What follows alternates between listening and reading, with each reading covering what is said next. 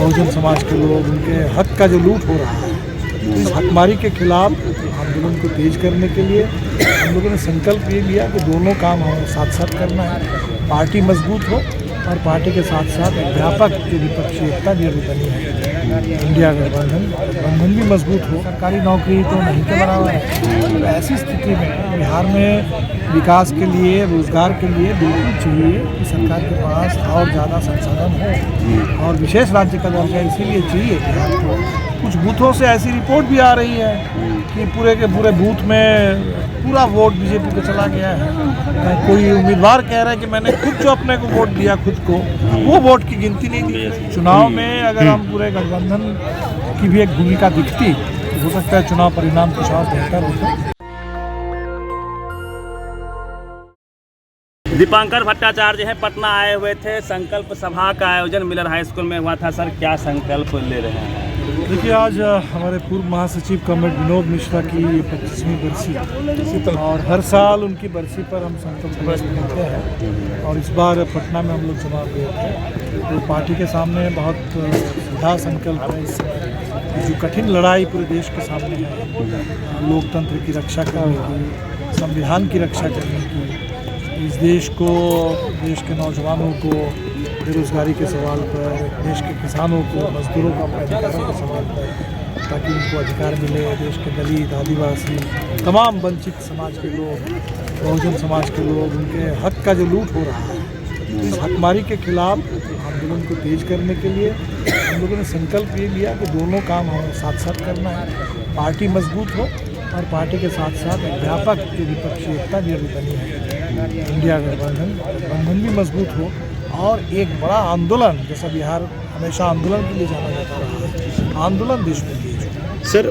बरमेश्वर मुखिया को लेकर सर चार्जशीट दायर हुई है और उनके ही जाति के जो लोग हैं उनका नाम आया है और चिराग पासवान की पार्टी से हैं, पूर्व एमएलसी हैं। सर, उनके ही जाति के लोग हैं और जब हत्या हुई थी उनकी, उसके बाद कई सारे दलित की हत्या हुई थी, तो इस पर क्या कहेंगे?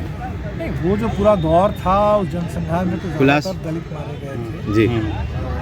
ईश्वर मुखिया जो रणवीर सेना के सरगना थे, और रणवीर सेना ने तो पूरे दर्जनों जनसंहार उस सेना के नाम पर बिहार में है और आज भी उन लोगों को तो कभी न्याय नहीं मिला, कभी न्याय नहीं मिला। बथानी के, बाथी के, अभी नागरी जनसंहार में जो एक्विटल हो गया था उसके खिलाफ हम भी सुप्रीम कोर्ट में थे, सरकार भी गई थी, लेकिन वहाँ भी सुप्रीम कोर्ट ने जो हाई कोर्ट की राय थी उसी को बरकरार रखी। तो जनसंहार पीड़ितों को तो कभी न्याय नहीं मिला, बाकी लोगों को न्याय मिलता है, क्या मिलता है वो तो आगे देखेंगे। सर, सवाल ये है, एक सवाल और है, बिहार आप आए हुए हैं, बिहार में विशेष राज्य की दर्जे की मांग कर रही है सरकार जो यहाँ गठबंधन में है, तो इस पे क्या राय है आप लोगों का? हम लोग हमेशा राय रही है, बिहार इसके हकदार है बिहार में, और जो सर्वे ने तो और पुष्ट कर दिया है।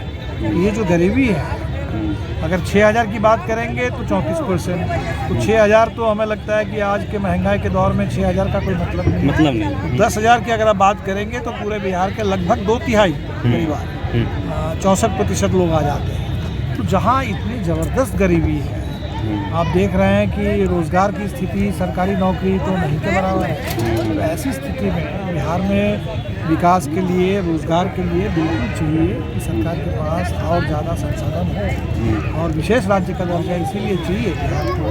निश्चित तौर पर हम शुरू से इसके पक्ष में रहे। 3 राज्यों में सर जो बीजेपी को जीत मिली है, कांग्रेस की करारी हार हुई है, कैसे देखते हैं इसको? देखिए, इसको लेकर के तो बहुत ज़बरदस्त लोग हैरान हैं, क्योंकि हमें लगता है कि जो जितने भी ओपिनियन पोल आए थे, किसी ओपिनियन पोल ने ये नहीं बताया। जितने एग्जिट पोल आए थे, किसी एग्जिट पोल ने भी नहीं बताया। जितने लोग, आप जैसे लोग ग्राउंड रिपोर्ट करते हैं, तो ग्राउंड रिपोर्ट जितना हम देख रहे थे, कहीं लोग ये नहीं कह रहे थे। तो ये जो नाराज़गी दिख रही थी और उस नाराज़गी के बावजूद ये जो चुनाव का परिणाम आया, इसको लेकर के सचमुच लोगों में काफ़ी संदेह है। कुछ बूथों से ऐसी रिपोर्ट भी आ रही है कि पूरे के पूरे बूथ में पूरा वोट बीजेपी को चला गया है। कोई उम्मीदवार कह रहा है कि मैंने खुद जो अपने को वोट दिया खुद को, वो वोट की गिनती नहीं दी रही है। इसलिए चुनाव में ये बड़ा सवाल है। हमें लगता है कि 3 राज्यों को लेकर के तो उस सवाल पर भी बात होनी चाहिए और शेष निश्चित तौर पर जो चुनाव परिणाम है उसमें बाकी और बात देखने की ज़रूरत है।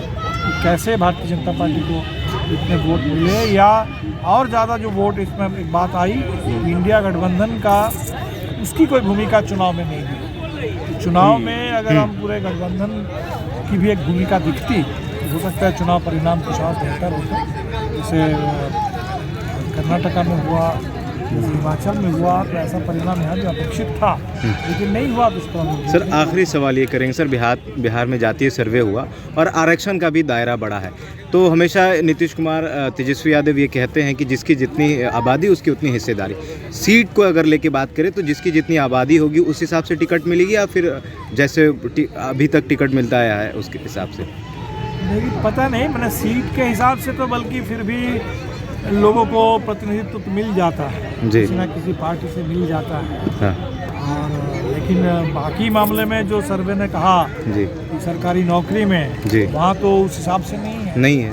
बिल्कुल उसकी चाहिए। सीट के मसले अलग है, वो पार्टियों के मसले हैं, उसको सवाल सर ये भी है कि टीवी अखबार जो है जातीय जनगणना को नहीं दिखा रहा है, उसके जो परिणाम आए, जो आरक्षण का दायरा बढ़ा, टीवी अखबार इसको फ्लैश नहीं कर रहा है, नहीं दिखा रहा है। कैसे टीवी अखबार से कैसे निपटेगी विपक्ष? ये भी एक चुनौती है सर। हाँ बिल्कुल, ये चुनौती है, और आप ही लोगों पर भरोसा रहता है कि ज़मीन पर काम करने वाले वही इसके खिलाफ लड़ेंगे। तो इसीलिए आप जैसे चैनल है, जितने यूट्यूबर्स हैं, हम तो समझते हैं कि आने वाला समय का मीडिया ही है। वो कॉरपोरेट मीडिया और गोदी मीडिया पर हमें इतना भरोसा बिल्कुल कभी नहीं रहा, और अभी ये जो मीडिया है तो सच की आवाज़ ज़मीन से ही निकल के सामने है। चलिए, थैंक यू।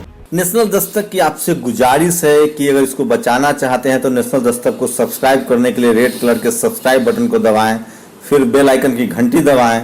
नेशनल दस्तक को बचाने के लिए बहुत ज़रूरी है कि हर खबर को शेयर करें, लाइक करें, कमेंट जरूर करें।